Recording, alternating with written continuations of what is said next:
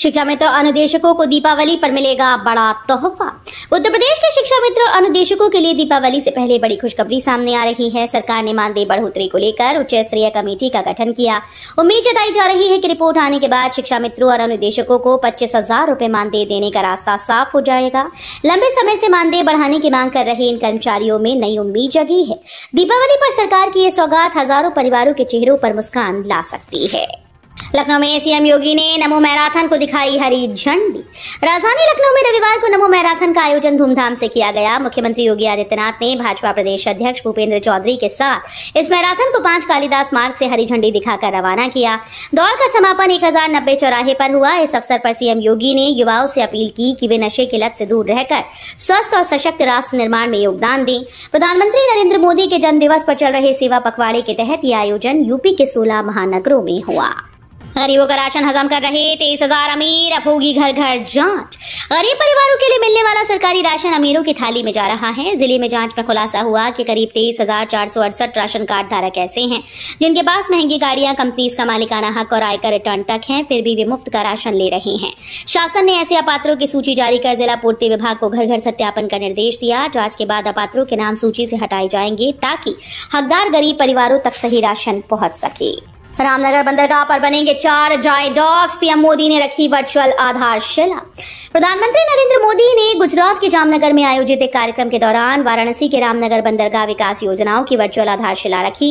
इस परियोजना के तहत बंदरगाह पर 4 ड्राई बॉक्स बनाए जाएंगे जहां जहाजों की मरम्मत की सुविधा उपलब्ध होगी। साथ ही ship repairing centre, logistic park और फ्रेट विलेज भी तैयार किए जाएंगे। पीएम मोदी ने कहा कि यह परियोजना गंगा जलमार्ग को नई पहचान देगी और क्षेत्र में व्यापार व रोजगार के अवसरों को बढ़ावा देगी। स्टैनफोर्ड की सूची में शामिल एमएमयूटी और डीडीयू के शिक्षक, गोरखपुर का बढ़ा मान।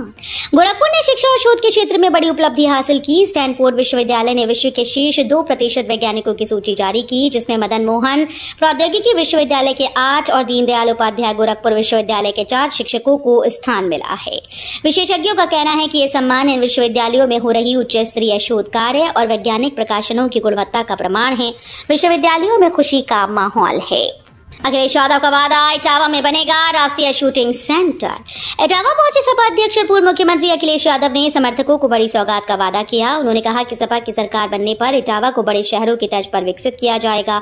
यहां शिक्षा और स्वास्थ्य सेवाओं को मजबूत करने के साथ राष्ट्रीय स्तर का शूटिंग सेंटर स्थापित किया जाएगा। साथ ही फिल्मकार के आसिफ की याद में थीम पार्क और एमएफ हुसैन की पेंटिंग्स रखने का आश्वासन भी दिया। अखिलेश यादव ने मौजूदा सरकार पर पक्षपात और अन्याय करने के गंभीर आरोप लगाए। नोएडा सेक्टर 145 में बनेगी 18 किलोमीटर सड़क। अक्टूबर से होगा काम शुरू। Noida sector Noida greater Noida expressway से सटे सेक्टर 145 में विकास की बड़ी सौगात मिलने जा रही है। यहां करीब 18 किलोमीटर लंबी सड़क का निर्माण अक्टूबर के अंत तक शुरू हो जाएगा। इस परियोजना पर लगभग 24 करोड़ रुपए खर्च होने का अनुमान है। सड़क बनने से स्थानीय निवासियों और किसानों को आवाजाही में बड़ी सुविधा मिलेगी। बता दें कि इस सेक्टर में करीब 2200 किसानों को 5% भूखंड दिए जाने हैं। नोएडा प्राधिकरण ने पिछले महीने टेंडर जारी किया था, जिसकी तकनीकी बिड पूरी हो चुकी है। गाजियाबाद साहिबाबाद औद्योगिक क्षेत्र में पीने के पानी के लिए जरूरी होगी एनओसी। गाजियाबाद के साहिबाबाद औद्योगिक क्षेत्र में बिना अनुमति भूजल दोहन पर अब सख्त कार्रवाई होगी। भूजल विभाग ने साफ कर दिया है कि पेयजल के लिए एनओसी लेना अनिवार्य होगा। विभाग ने कई औद्योगिक इकाइयों को नोटिस जारी किया है। नोडल अधिकारी सृष्टि जायसवाल ने बताया कि इस क्षेत्र का पानी पीने योग्य नहीं है, इसलिए नियम के अनुसार केवल अनुमति देने के बाद ही पानी का उपयोग होगा। नियम तोड़ने वालों के खिलाफ कानूनी कार्रवाई की जाएगी। यूपी में घर खरीदने वालों के लिए खुशखबरी। लखनऊ गाजियाबाद में सस्ती फ्लैट्स और सीधी छूट। उत्तर प्रदेश में घर खरीदने वालों के लिए 2 बड़ी योजनाओं की घोषणा हुई। लखनऊ विकास प्राधिकरण ने पहले आओ पहले पाओ योजना के तहत फ्लैट पर 1 से 2 लाख रुपए की सीधी छूट दी। यह ऑफर 22 सितंबर से 22 अक्टूबर तक वैध रहेगा। वहीं गाजियाबाद में मंडोला योजना के तहत 33.59 से 44.73 वर्ग मीटर के ईडब्ल्यूएस फ्लैट्स 7.79 लाख से 22.18 लाख रुपए में उपलब्ध हैं। दोनों योजनाएं मध्यम वर्गीय परिवारों के लिए आर्थिक रूप से बेहद सुलभ हैं। ग्रेटर नोएडा में बनेंगे 3 पावर सब स्टेशन। बिजली संकट से मिलेगी राहत। ग्रेटर नोएडा के लोगों को बिजली संकट से जल्द ही बड़ी राहत मिलने वाली है। प्राधिकरण ने बादलपुर समेत 3 स्थानों पर 33 केवी क्षमता के विद्युत उपकेंद्र बनाने की तैयारी शुरू कर दी। अधिकारियों का कहना है कि सैद्धांतिक और प्रशासनिक मंजूरी मिलने के बाद निविदा जारी की जाएगी। इन सब स्टेशन के निर्माण से ग्रेटर नोएडा वेस्ट के सेक्टर्स और आसपास के गांव में हजारों परिवारों को निर्बाध बिजली आपूर्ति का लाभ मिलेगा। नवरात्र दशहरा, मेरठ रेंज में हाई अलर्ट। लखनऊ नगर निगम ने चलाया विशेष अभियान। त्योहारों को देखते हुए सुरक्षा और व्यवस्था के लिए उत्तर प्रदेश के विभिन्न जिलों में तैयारी तेज है। मेरठ रेंज के 4 जिलों मेरठ, बुलंदशहर, बागपतपुर में डीआईजी कलानिधि नैथानी ने हाई अलर्ट जारी किया। 109 संवेदनशील स्थानों पर नजर रखने के लिए 4699 पुलिसकर्मी तैनात किए। वहीं लखनऊ नगर निगम ने नवरात्र, दशहरा, अन्य त्योहारों पर विशेष अभियान शुरू किया। प्रमुख मंदिर, रामलीला पंडालों, स्थलों, घाटों पर सुरक्षा, स्वच्छता, बेहतर व्यवस्था सुनिश्चित करने के लिए कड़े निर्देश दिए। पीएम मोदी ने दिया जीएसटी रिफॉर्म का तोहफा। सीएम योगी बोले, बढ़ेंगे रोजगार के अवसर। प्रधानमंत्री नरेंद्र मोदी ने देशवासियों को जीएसटी रिफॉर्म का तोहफा दिया है। इस सुधार के तहत छात्रों की शिक्षण सामग्री, दूध, दही, घी, पनीर जैसे जरूरी वस्तुओं पर टैक्स में छूट दी गई।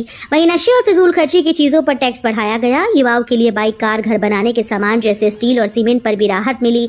सीएम योगी आदित्यनाथ ने कहा कि इससे गरीबों को महंगाई से राहत मिलेगी, बाजार मजबूत होगा और रोजगार के नए अवसर पैदा होंगे। सीएम योगी बोले, 9 साल में 3 गुना हुई यूपी की जीडीपी और प्रति व्यक्ति आय। मुख्यमंत्री योगी आदित्यनाथ ने कहा कि पिछले 9 वर्षों में उत्तर प्रदेश की जीडीपी और प्रति व्यक्ति आय 3 गुना बढ़ी है। उन्होंने बताया कि प्रधानमंत्री मोदी के 2047 तक विकसित भारत के लक्ष्य के अनुरूप प्रदेश विकसित उत्तर प्रदेश विजन 2047 पर काम कर रहा है। सरकार द्वारा तय 12 सेक्टर्स में हर व्यक्ति अपने सुझाव देकर यूपी को विकसित बनाने में योगदान दे सकता है। सीएम ने आम लोगों से आह्वान किया कि वे जारी QR कोड को मोबाइल में स्कैन कर अपने सुझाव अवश्य साझा करें। मौलाना शहाबुद्दीन ने धीरेन्द्र शास्त्री पर लगाया कट्टरपंथ फैलाने का आरोप। ऑल इंडिया मुस्लिम जमात के राष्ट्रीय अध्यक्ष मौलाना शहाबुद्दीन रजी बरेलवी ने कथावाचक धीरेन्द्र शास्त्री पर निशाना साधा। उन्होंने कहा कि शास्त्री कट्टरपंथी फौज बनाने की बातें कर देश में टकराव बढ़ा रही हैं। मौलाना ने बताया कि देश पहले से ही नक्सलवाद और उग्रवादी गतिविधियों से जूझ रहा है, जैसे झारखंड, छत्तीसगढ़ में नक्सली, मणिपुर और असम में उग्रवादी।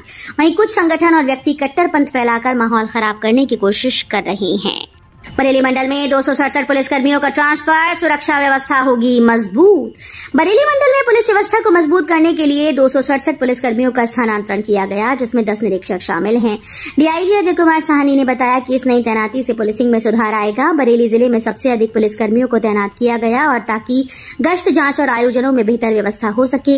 माना जा रहा है कि ये ट्रांसफर पर्वों से पहले सुरक्षा शांति बनाए रखने के लिए किया गया, जिससे नागरिकों को सुरक्षित वातावरण मिल सके। यूपी पंचायत चुनाव, लखनऊ में 28,000 मतदाता सूची से हटाए गए। त्रिस्तरीय पंचायत चुनाव की तैयारी के तहत लखनऊ जिले में मतदाता सूची का पुनरीक्षण तेजी से चल रहा है। अब तक 81,000 से अधिक नाम जोड़े, हटाए या संशोधित किए जा चुके हैं। इस पूरी प्रक्रिया को EBLO ऐप के माध्यम से ऑनलाइन किया जा रहा है, जिससे पारदर्शिता बनी रहे।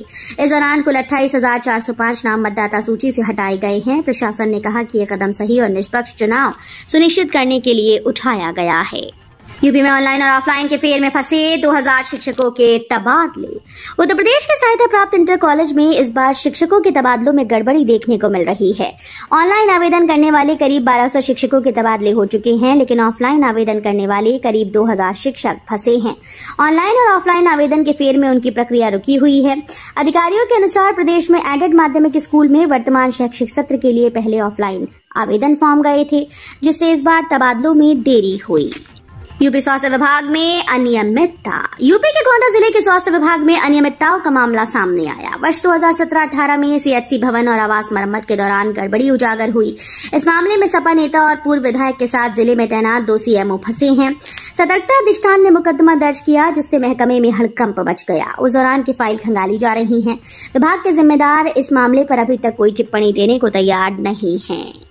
वाराणसी में विशेष संचारी रोग अभियान, डीएम ने अफसरों को सख्त निर्देश दिए। वाराणसी जिले में 1 से 31 अक्टूबर तक विशेष संचारी रोग अभियान चलेगा। राइफल क्लब में हुई अंतर विभागीय समन्वय बैठक में जिलाधिकारी सत्येंद्र कुमार ने अफसरों को सख्त निर्देश दिए कि पिछले अभियान में पाई गई कमियों को दूर करने का कार्य करें। उन्होंने कहा कि अभियान में किसी भी प्रकार की लापरवाही बर्दाश्त नहीं की जाएगी। जल जमाव और रोग फैलने की स्थिति में अधिकारी पूरी जिम्मेदारी से काम करेंगे। सारनाथ प्रदेश की चौथी यूनेस्को विश्व धरोहर बनने की राह पर। तथागत बुद्ध की उपदेश स्थली सारनाथ को यूनेस्को विश्व धरोहर सूची में शामिल करने की तैयारी तेज हो गई। यूनेस्को की टीम 24 सितंबर को बनारस दौरे पर आएगी। गंगा घाट से सारनाथ के बीच 10 प्रमुख स्थलों का भ्रमण करेगी। अगर सब कुछ ठीक रहता है तो सारनाथ प्रदेश की चौथी यूनेस्को विश्व धरोहर बन सकता है। सारनाथ के चौखंडी और धमेक स्तूप पुरातत्व की सूची में शामिल हैं। संस्कृति विभाग ने जनवरी 2025 में डोजियर तैयार कर यूनेस्को को भेजा था। पितृ अमावस्या पर गढ़मुक्तेश्वर में उमड़ा आस्था का जनसैलाब, 4 किलोमीटर जाम से राहगीर बेहाल। हापुड़ के गढ़मुक्तेश्वर में पितृ अमावस्या पर ब्रजघाट गंगा नगरी में श्रद्धालुओं का जनसैलाब उमड़ा।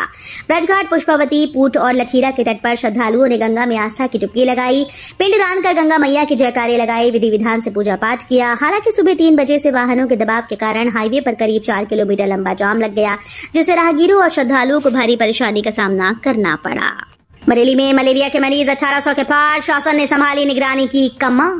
बरेली जिले में मलेरिया के मरीजों की संख्या 1800 के पार पहुंच गई। रोकथाम के दावों के बावजूद जिला अति संवेदनशील जिलों की सूची में तीसरे स्थान पर आ गया। इससे पहले 2018-19 में 46,000 मरीजों के साथ बरेली प्रदेश में सबसे अधिक प्रभावित जिला था। अब शासन ने निगरानी की कमान संभालते हुए जिले में विशेष टीम तैनात की। सीएमओ को निर्देश दिए कि बुखार के हर मरीज की जांच कर जल्द इलाज मुहैया करवाया जाए ताकि रोग के प्रसार पर काबू पाया जा सके। नितिन गडकरी बोले, हाइड्रोजन और ग्रीन फ्यूल भविष्य का समाधान, इथेनॉल से वाहन का एवरेज नहीं घटता। आज तक के निर्माण भारत समिट में केंद्रीय सड़क परिवहन मंत्री नितिन गडकरी ने कहा कि देश को आत्मनिर्भर बनाने के लिए ग्रीन फ्यूल और हाईवे नेटवर्क पर तेजी से काम हो रहा है।